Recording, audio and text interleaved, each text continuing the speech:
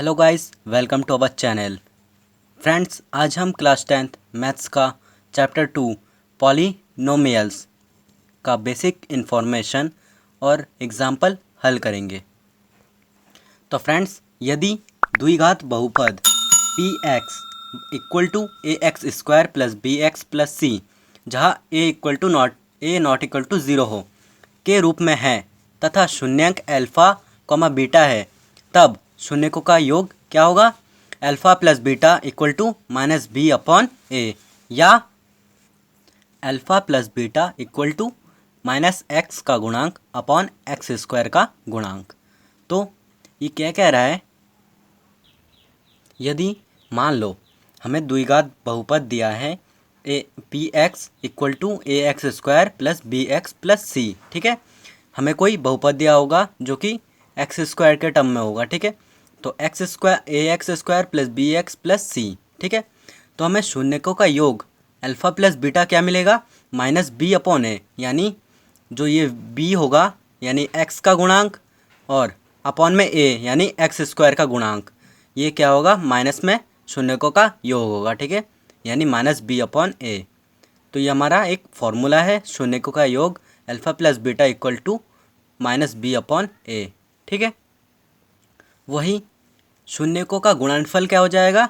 Alpha into beta equal to c upon a, यानी ये कोई द्विघात बहुपद है, इसमें सी जो कि अचर पद है बट्टे क्या हो जाएगा? ए, यानी एक्स स्क्वायर का गुणांक। तो हमें क्या मिला? या alpha into beta equal to अचर पद अपॉन में एक्स स्क्वायर का गुणांक, ठीक है। तो ये हमारा दो फार्मूला है, alpha plus beta equal to minus b upon a और alpha into beta equal to c upon a. तो फ्रेंड्स, अब हम एग्जाम्पल फर्स्ट हल करेंगे। एग्जाम्पल फर्स्ट क्या कह रहा है? नीचे दी गई आकृति 2.9 में ग्राफों को देखिए। प्रत्येक आकृति y equal to P X, जहाँ पी एक्स एक बहुपद है, का ग्राफ है। ग्राफों से प्रत्येक के लिए पी एक्स के शून्यकों की संख्या ज्ञात कीजिए। तो इन ग्राफों में से हमें सबका शून्यक निकालना है। तो पी एक्स के लिए यानी जो x का है, यानी इस यहाँ पर ये x है और x डैश है, तो x और x डैश में जितने भी हमें लकीर काटते हुए या फिर छूते हुए दिखेंगे तो वो हमारा शून्यक होगा। यानी इस पहले ग्राफ में आपको दिख रहा है यहाँ पर एक ही जगह पर टच हो रहा है, काट रहा है, तो इसका शून्यक कितना होगा? 1, ठीक है। दूसरे में देखिए, इधर x डैश में एक बार काट रहा है, इधर x में एक बार काट रहा है, यानी 2 बार, तो हमें इसका शून्यक मिला 2, ठीक है। तीसरा 1 2 3, तो इसका शून्यक कितना होगा? 3। जितने लाइन को काटेगा या फिर टच करेगा उतने शून्यक हो गए, ठीक है। अब चौथा आपको दिख रहा है x में एक ही बार काट रहा है, तो इसका क्या होगा? शून्यक 1, ठीक है।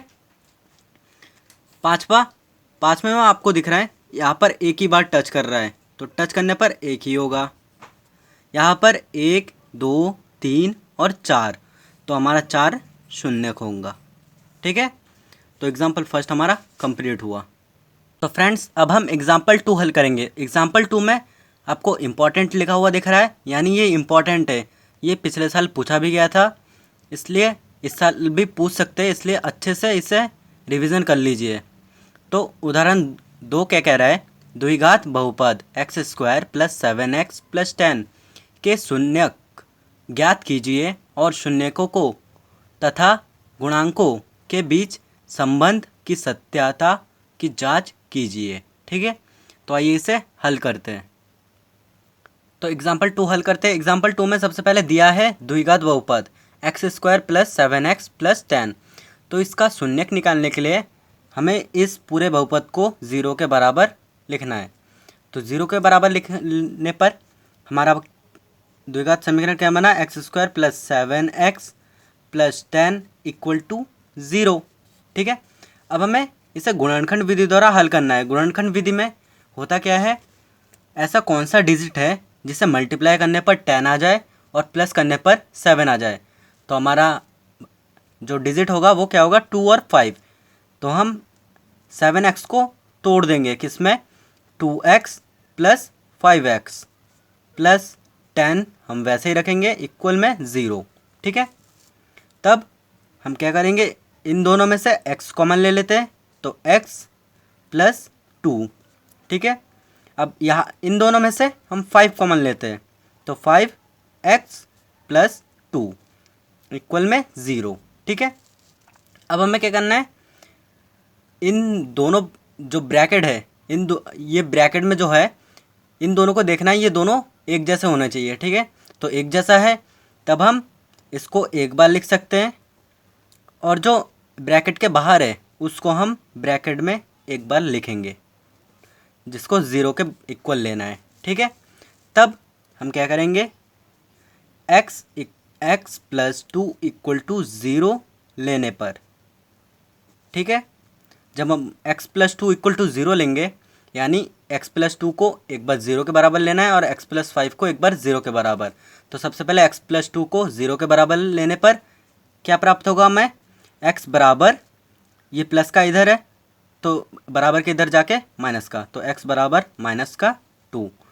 ठीक है, दूसरा x प्लस 5 इक्वल टू 0 लेने पर, तो x प्लस 5 इक्वल टू 0 लेने पर हमें x का क्या मान आएगा, माइनस का 5। ठीक है, तो हमारा 2 शून्य निकल गया, एक -2 एक -5। तो हम लिख लेते हैं शून्यक क्या है हमारा, -2 और माइनस का 5। ठीक है, हमसे क्वेश्चन में पूछा गया था शून्यक, तो ये हमारा आंसर निकल गया। अब हम सत्यता की जांच करेंगे। अब हम क्या करेंगे, शून्यकों का योग, तो शून्यकों का योग करेंगे तो शून्यक हमारा क्या है, माइनस का 2 प्लस, यानी योग करना है हमें तो -2 और माइनस का 5। तो इन दोनों को हम योग करते हैं तो हमें प्राप्त होगा माइनस का 7। ठीक है, अब हमें फॉर्मूला पता है, alpha plus beta equal to क्या होता है, माइनस का b अपॉन a।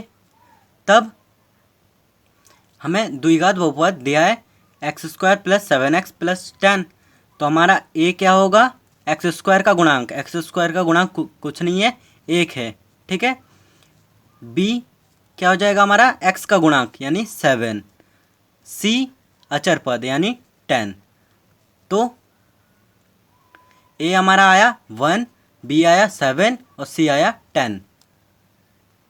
तब इसमें हम मान रखेंगे तो b हमारा कितना आया, 7, हम माइनस सामने लगा देते हैं और b आया हमारा 7 अपॉन 1 यानी हमारा आया माइनस का 7।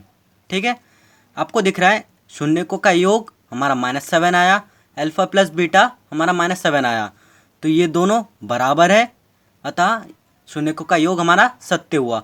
अब हम क्या करेंगे, शून्यकों का गुणनफल, तो शून्यकों का गुणनफल क्या होगा हमारा, -2 मल्टीप्लाई -5, तो मल्टीप्लाई देने पर 10 और माइनस से माइनस कैंसिल हो जाएगा तो 10 आएगा। ठीक है, अब हमें फॉर्मूला पता है, अल्फ़ा इंटू बीटा बराबर क्या होता है, c अपॉन ए, तो हमारा c कितना आया, 10 अपॉन a हमारा 1 है, तो हमारा क्या आया 10।